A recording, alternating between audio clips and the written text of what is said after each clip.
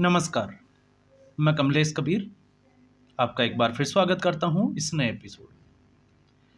आज के इस एपिसोड में हम बात करने वाले हैं प्रधानमंत्री नरेंद्र मोदी की। 2024 के लोकसभा चुनाव से पहले आपको पता होगा अरविंद केजरीवाल, हालांकि ज़्यादा हैसियत उस अरविंद केजरीवाल की है नहीं, लेकिन फिर भी आम आदमी पार्टी के बड़े नेता और कार्यकर्ता, उनको एक सपना दिखाया जाता था कि आने वाले समय में भविष्य का जो प्रधानमंत्री है वो अरविंद केजरीवाल होगा और अगर कोई नरेंद्र मोदी को टक्कर दे सकता है तो वो अरविंद केजरीवाल दे सकता है। अब ये विडंबना देखिए कि बहुत ही कम समय में अरविंद केजरीवाल की स्थिति ये हो गई कि अब वो प्रधानमंत्री तो बहुत दूर मुख्यमंत्री भी नहीं बन सकते। क्यों नहीं बन सकते? क्योंकि जिस तरीके से सुप्रीम कोर्ट ने उनको जमानत दी और जमानत में जो शर्तें लगाई,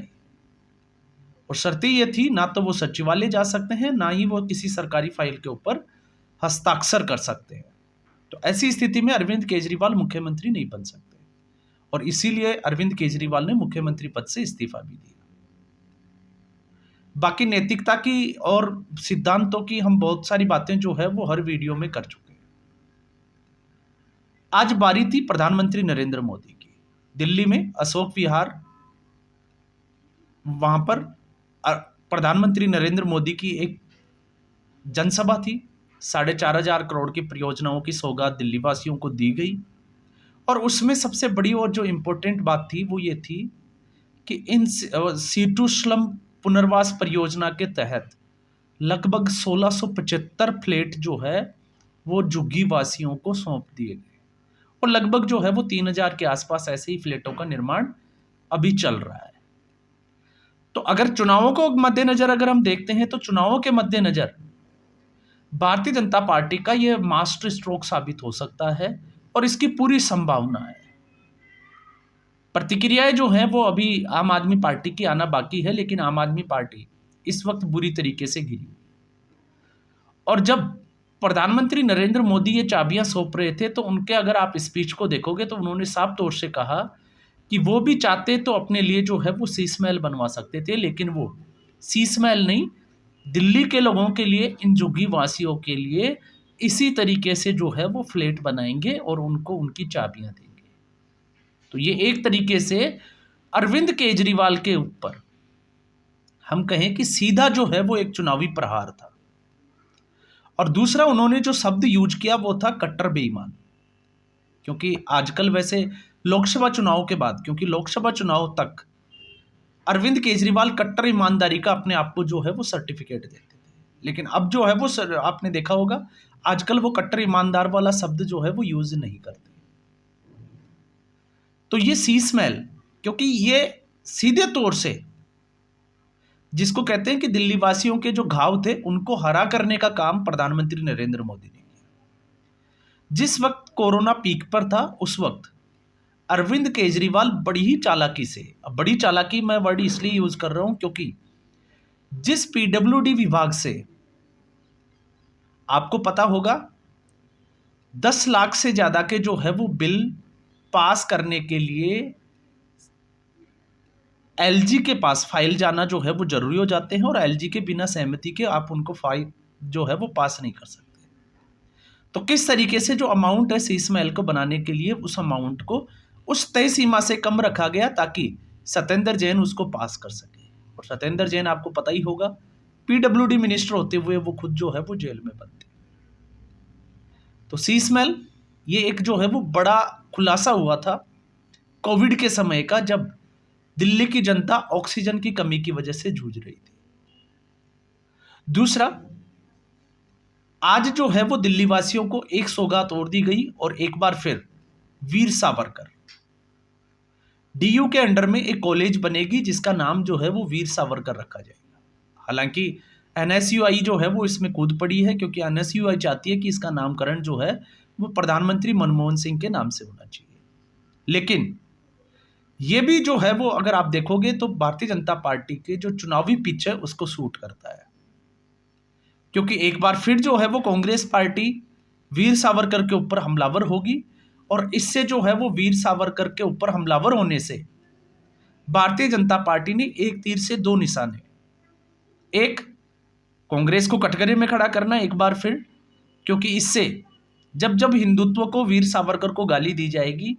तब हिंदू वोटर जो है वो एक तरफा जाएगा और उसका फायदा सीधे तौर पे भारतीय जनता पार्टी को होगा।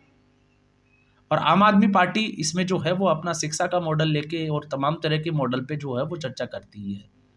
तो ये जो है वो दूसरा जो है वो बड़ा, और जिसको हम कहें कि एक तगड़ा चुनावी प्रहार था आम आदमी पार्टी के बाद में कांग्रेस पार्टी। तो प्रधानमंत्री नरेंद्र मोदी की आज की जो जनसभा थी पूरे तरीके से देखें तो हम चुनावी सभा से कम नहीं थी, क्योंकि सीधे तौर से एक मैसेज देने की कोशिश की गई थी और मैसेज थी सत्ता परिवर्तन की। लोगों को किस तरीके से एहसास दिलाया जाए कि अरविंद केजरीवाल ने पिछले 10 साल में दिल्ली के लिए क्या किया है। किया क्या है वो दिल्ली की जनता जो है वो आपको पता ही होगा, सब जानती भी है, समझदार भी है और देख भी चुकी है। और अब तो लग रहा है कि धीरे धीरे अरविंद केजरीवाल जो है वो लगातार जिस तरीके से वो अपनी जो गारंटियां लेके आ रहे हैं और उसके बाद खुद ही एक्सपोज होते जा रहे हैं, तो मुकाबला जो है वो इस बार त्रिकोणीय होने की पूरी संभावना है। और जब त्रिकोणीय होने की संभावनाओं पे जब हम नजर डालते हैं, तो अगर हम नरेंद्र मोदी के आज के अगर इस भाषण को हटा भी दें, तो भी अरविंद केजरीवाल की जो बौखलाहट है वो साफ तौर से ये बता रही है कि इस बार कांग्रेस पार्टी भी उतनी मजबूती से चुनाव लड़ रही है जितनी मजबूती से पिछली 2 बार में उन्होंने सरेंडर कर दिया था आम आदमी पार्टी के सामने। और अगर कांग्रेस पार्टी मजबूती के साथ चुनाव लड़ती है, तो फिर कांग्रेस पार्टी का अपना जो कोर वोटर था जो आम आदमी पार्टी की तरफ शिफ्ट हो गया था, उसको वापस हासिल करने में ज़्यादा जो है वो मुझे नहीं लगता कि तकलीफ होने वाली है। और यही तकलीफ जो है वो अरविंद केजरीवाल को दिखाई देती है, क्योंकि अरविंद केजरीवाल को लगता है कि अगर कांग्रेस पार्टी का वोटर कांग्रेस पार्टी की तरफ लौटता है, तो फिर भारतीय जनता पार्टी का वोटर जो है वो एज इट इज रह जाएगा और उसका फायदा भारतीय जनता पार्टी को होगा। तो ऐसी स्थिति में कहीं आम आदमी पार्टी सत्ता से बाहर ना हो जाए और भारतीय जनता पार्टी सत्ता में काबिज ना हो जाए, तो इससे जो है वो अरविंद केजरीवाल की हड़बड़ाहट साफ तौर से देखी जा सकती है पिछले कुछ दिनों से। और ऐसी स्थिति में आज प्रधानमंत्री नरेंद्र मोदी ने जो किया वो सिर्फ और सिर्फ जिसको कहें कि जले पर नमक छिड़कना, और जिस तरीके से नमक छिड़का है उस छिड़काव का असर जो है वो आज आपको शाम तक जो होते होते जो है वो मीडिया पर देखने को मिलेगा ही मिलेगा। अब भारतीय जनता पार्टी के सामने सबसे बड़ी चुनौती है मुख्यमंत्री के चेहरे की, क्योंकि इसमें जो है वो कमजोर कड़ी भारतीय जनता पार्टी की मानी जा सकती है। अब लगातार जो है वो दबे ही स्वर में सही, लेकिन आवाजें जरूर उठ रही है कि नुपुर शर्मा को जो है वो आगे लाना चाहिए। लेकिन कुछ एक राजनीतिक विश्लेषक और कुछ लोगों का तबका ये भी कहता है कि इसके लिए जो है वो बांसुरी स्वराज वो भी परफेक्ट साबित हो सकती है। तो अगर भारतीय जनता पार्टी महिला मुख्यमंत्री चेहरा जो है वो प्रोजेक्ट करती है, तो फिर अरविंद केजरीवाल की कमर यहीं टूट जाएगी, क्योंकि आतिशी मारलेना को सिर्फ और सिर्फ आपने देखा होगा इस वक्त आम आदमी पार्टी के कार्यकर्ता जो है वो टेम्परेरी वर्ड यूज कर रहे हैं, टेम्परेरी मुख्यमंत्री।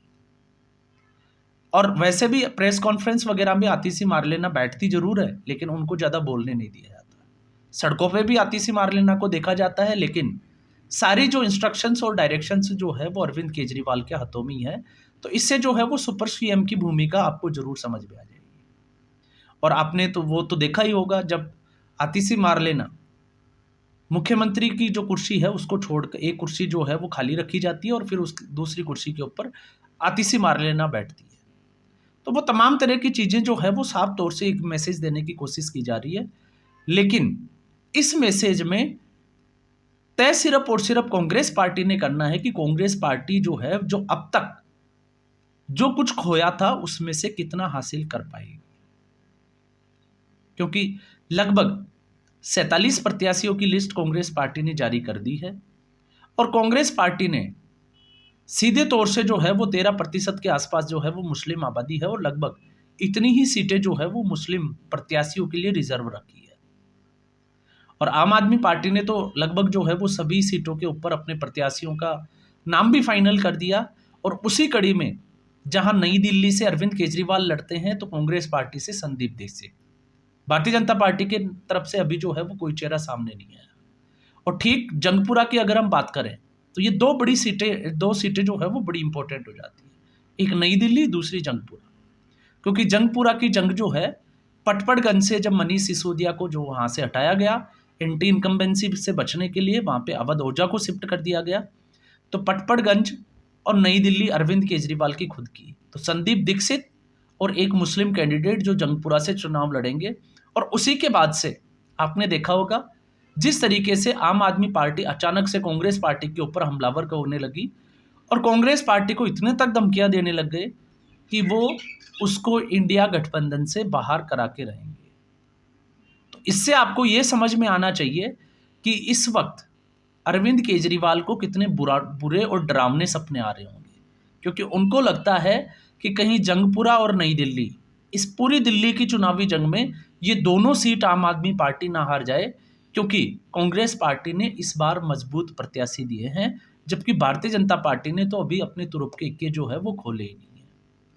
और ऐसी स्थिति में जब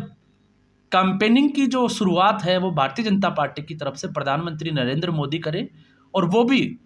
1675 फ्लैटों की चाबी सौंप कर झुग्गी वासियों को, और 3000 फ्लैट जो है वो उनकी घोषणा हो चुकी है। तो ऐसे पे भारतीय जनता पार्टी के लिए तो सोने पे सुहागा है, लेकिन आम आदमी पार्टी के लिए उतनी ही बड़ी मुसीबत जो है वो इस चुनाव में खड़ी करने वाला भी होगा। आज के एपिसोड में बस इतना ही। उम्मीद करूंगा वीडियो एपिसोड आपको पसंद आया होगा। वीडियो को लाइक करें, शेयर करें, चैनल जरूर सब्सक्राइब करें। धन्यवाद।